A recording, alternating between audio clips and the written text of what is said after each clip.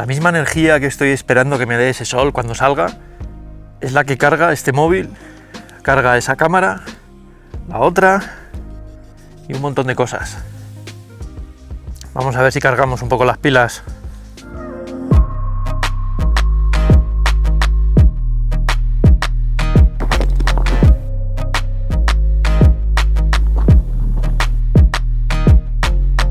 Todo lo que os voy a explicar os vale para el cicloturismo, para hacer el Camino Santiago, para hacer un largo trekking, para, no sé, cualquier actividad.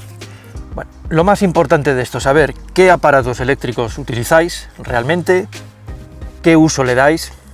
Ahora, si sois de los que en la furgoneta ponéis una nevera de compresión, si utilizáis el portátil todo el día, si utilizáis aparatos de un gran consumo eléctrico de vatios, todo lo que os voy a proponer no vale para mucho.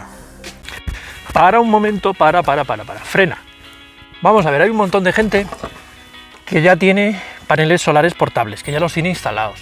Así que vamos a tirar primero con unos consejos para sacar más partido a estos paneles y cómo hacer más provechosa tu instalación, y luego sigues contando todo este rollo.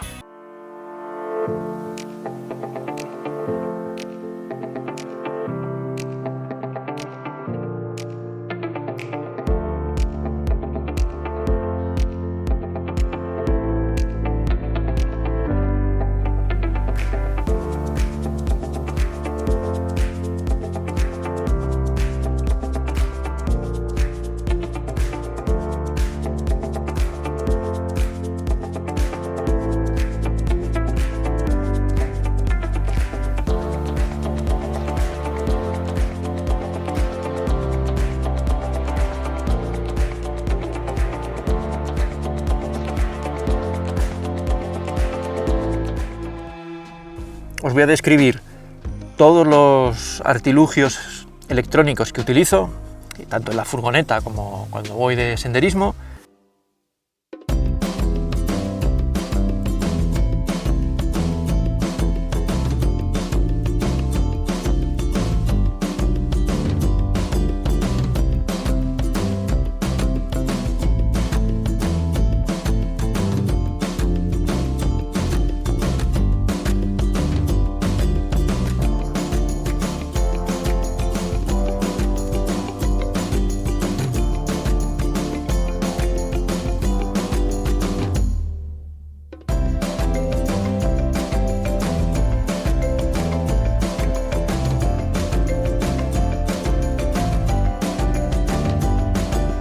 Y no utilizo mucho más eléctrico. Todo esto, si cuando vamos dos personas, pues tenéis que sumar pues otro móvil, probablemente otra tableta, etcétera, etcétera, etcétera. El uso normal. Sabemos el consumo que necesitamos más o menos al cabo del día, y os vais a esta página, que os dejo el enlace abajo, el cual, según el consumo que tengáis y las horas de sol que estimáis, que ahora en verano pues pueden ser 7 horas, en otoño un poco tirando a 5 horas efectivas de sol que calculáis, os dará el panel solar de cuántos vatios necesitáis. Os vais a sorprender en cuanto no metáis cosas como neveras, ni portátiles, ni cosas, obviamente ni un secador, el resultado que os va a dar es bastante más bajo de lo que esperáis. Bueno, conocemos todos los aparatejos electrónicos que tenemos, son todos USB, sabemos más o menos lo que consumimos al cabo del día cuando estamos por ahí, o cuando estamos con la furgoneta, o cuando estamos de ruta, y sabemos la recomendación de vatios que necesitamos. Ahora llega una pregunta del millón: ¿son todos los paneles iguales? ¿Son todos estos chismes exactamente igual? Respuesta rápida: no, no tiene nada que ver, y por eso al final tuve que probar varios. Sabía que los vatios que se anuncian no son nunca los reales. Los vatios que se anuncian siempre son en unas condiciones muy específicas. Voy a ir rápido por la lista, os mostraré los pros y los contras de cada uno. Todas las pruebas las he hecho a pleno sol, al mediodía, con una inclinación que he intentado que sea la óptima. 1. Sun Kingdom. 39 vatios por 39 euros. Esto fue el primero que compré. Y además salida normal a 5 voltios USB y una salida a 18 voltios. Insisto, anuncio 39 vatios. Máximo obtenido no ha llegado es que ni a los 12 vatios. Por lo tanto, yo no puedo de algo que anuncia 39 y me da 12, no puedo, o sea, no puedo. Fue el primero que eliminé. Segundo que probé, Suaoki, 25 vatios anunciados. Bueno, ya estamos en 50 euros, 25 vatios. Fijar el precio euro-vatio como ha variado. Pero Zasca, lo mismo, 25 vatios anunciados.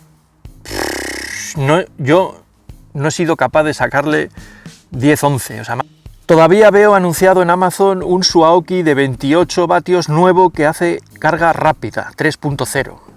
Eso es una carga de 2 amperios con una salida de 9 voltios. La batería de Xiaomi admite esa carga, dije, genial. Pruebas de 28 vatios, obviamente nada. Es que se va a, vamos, la mitad, ya lo digo, la mitad es que no llega a la mitad. Estamos hablando de unos 13 vatios y medio. Si enchufaba un segundo puerto, ya la carga rápida, para nada. La carga rápida, lo máximo que me dio fue 9 voltios a 1,5. O sea, que tampoco nunca voy a alcanzar los 18. Me he quedado con este de momento por varias razones. Una es que al menos anuncia 16 vatios y yo le he conseguido 11 y hasta 11,5, lo cual, bueno, ya estamos en un margen.